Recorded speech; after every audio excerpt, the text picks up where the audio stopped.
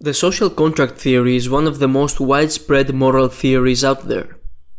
It originates from the writings of Thomas Hobbes and Jean-Jacques Rousseau, and it attempts to give an account of morality that is quite different compared to other prevalent theories. Instead of trying to establish intrinsic moral values and principles, the social contract theory views morality as a useful tool or mechanism through which human beings try to maximize their own personal benefit. According to the theory, rational human beings always want to maximize their benefit, but because there are other people outside of themselves who also want to maximize their own benefit, they're always faced with a conflict of interest.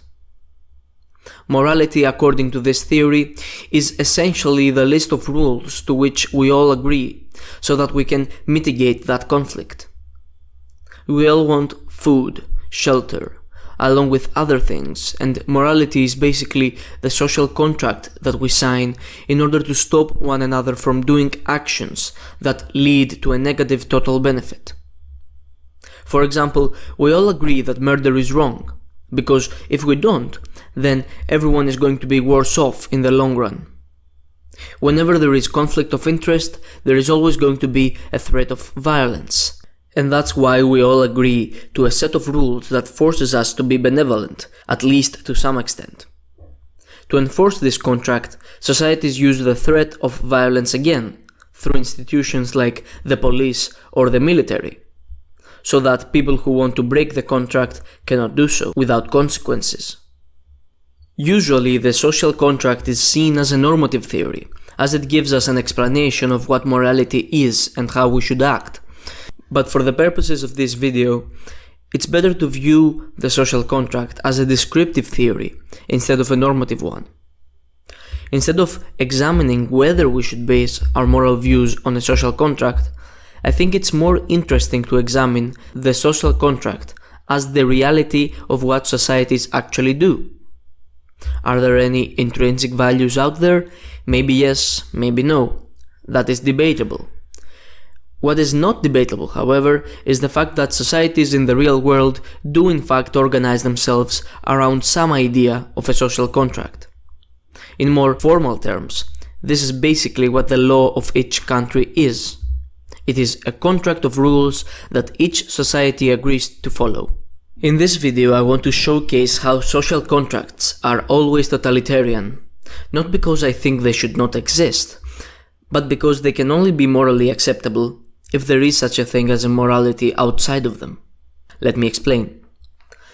Let us suppose that there is no morality outside of social contracts, and that in fact morality is itself a kind of social contract. Now, if that's the case, then that means that at some point I was introduced to a contract of rules and that I chose to enter this contract. And this is exactly where the problem lies. Is it really the case that I or you ever chose to enter into a contract with society? Did anyone ever come up to you and ask you whether you want to accept the laws and conventions of your country? No, of course not. In fact, you are forced to accept these laws and conventions whether you want to or not. Of course, some will say that even though you don't explicitly agree to enter the social contract, you do so implicitly or unconsciously. You may not actually sign an official paper of informed consent, but by not exiting the social contract, you are implicitly consenting to it.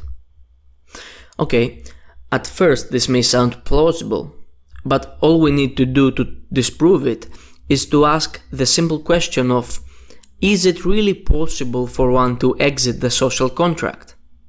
Is it really true that I can just wake up one day and decide that I will no longer follow the national or international laws that have been decided by society? Of course not. No matter what you do or say, people within the social contract will never allow you to exit it. If you decide to murder somebody, society will put you in jail, whether you want to or not. There is no way of terminating the contract. So then that creates the question, do you really choose to be part of the social contract if you do not give any formal consent, and you are also not allowed to exit it. Imagine if I told you that our society finds the color blue to be beautiful and the color red to be ugly.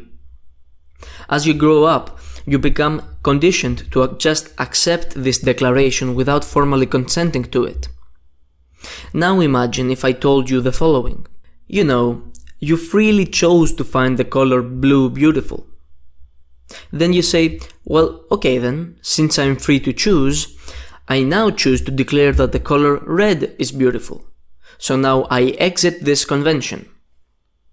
Of course, if you chose to enter this contract freely, then I should allow you to exit it as well. But if I told you that you are not even allowed to exit this convention and choose the color red, then obviously you were never truly free to choose the color blue in the first place. Consent only makes sense if you are actually allowed to do otherwise. If I say you can go to the left or you can go to the right, except, you're not actually allowed to go to the right, then essentially I am forcing you to go to the left, and you cannot be said to have given consent on the matter. In conclusion, the main point of this video is that if we are to take social contracts as something good, then we have to accept an objective morality outside of them.